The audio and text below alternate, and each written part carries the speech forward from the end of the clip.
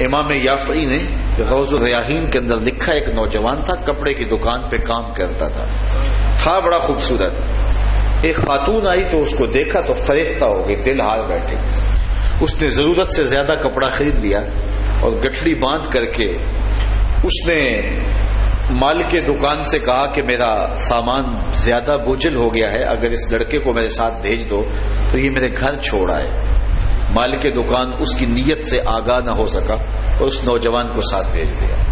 یہ اس کو اپنے گھر لے گئی، جب وہ داخل ہو گیا اندر تو دروازہ بند کر دیا اور حیا سوز لباس بھی اتار پھینکا اور اسے دعوت گناہ دینے لگی۔ لیکن یہ اللہ کا بندہ نوجوان صرف حسین ہی نہیں تھا، اللہ کا ولی بھی تھا۔ ہمیشہ اس نے اپنی جوانی کے تقدس پہ پہرا دیا۔ وہ جوان نہیں ہے جو اپنی جوانی کو گلیوں میں رول دے، جوان وہ ہے جو اپنے شباب کو اپنی منزل تک پہنچائے، جس کی امانت ہے اس تک وہ امانت پہنچائے۔ ہے شباب اپنے لہو کی آگ میں جلنے کا نام۔ اس جوانی چوکوں اور موڑوں پہ کھڑا ہو کے اپنے تقدس کے جوہر کو برباد کرنے کا نام نہیں ہے۔ جوانی تقدس محب ہوتی ہے جب نوجوان اپنی جوانی کی حفاظت کرتا ہے، بلکہ حضور نے ارشاد فرمایا انا حبیب اللہ الشاب الطائب حبیب اللہ، میں اللہ کا حبیب ہوں، اور جو جوان جوانی میں توبہ کرے وہ بھی اللہ کا حبیب ہے۔ کتنی بڑی بات ہے، جب جوان توبہ کرتا اللہ کا عرش خوشی سے جھوم اٹھتا ہے۔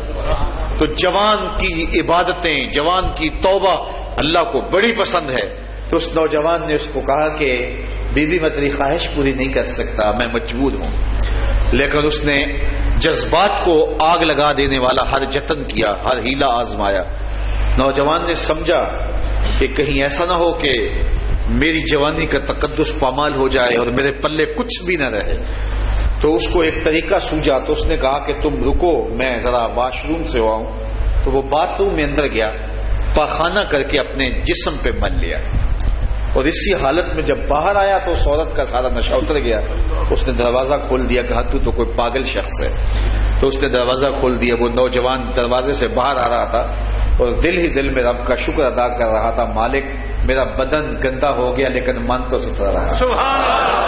کائنات کا سب سے حسین چہرہ وہ ہے جو جنسی کالک سے محفوظ ہو۔ باہر ایک کنواں تھا، وہاں آ کے اس نے غسل کیا۔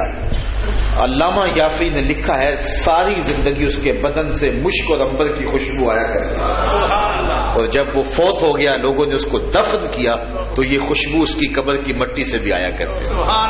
کوئی رب کے لیے گناہ کو چھوڑ کے تو دیکھے، کوئی رب کے لیے گناہوں کو ترک تو کر کے دیکھے، اللہ رحمت کے دروازے کھول دیتا ہے، اللہ کرم نوازیوں کے دروازے کشادہ کر دیتا ہے، اپنی خاص رحمتوں اور خاص کرم نوازیوں کا نور اس کے اوپر نازل فرماتا ہے۔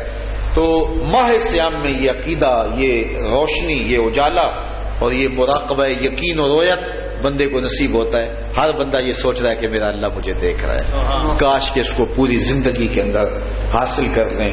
تو یہ بھوک اور پیاس ہمیں انسان بنا دیتی ہے، یہ بھوک اور پیاس ہمیں دوسروں کی بھوک اور پیاس کا احساس دیتی ہے، یہ بھوک اور پیاس ہماری زندگی کے اندر ہمارے بدن کی بہت ساری بیماریوں کا علاج ہے، ہمارے فاسد مادوں کو ختم کرتی ہے۔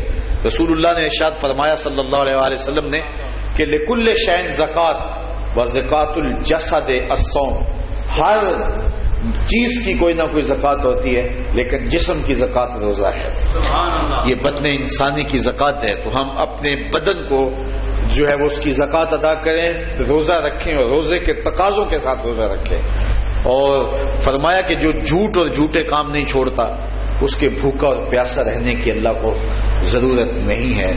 تو صاحب آئیے میں اور آپ اپنی زندگی کو روزوں سے منور کریں۔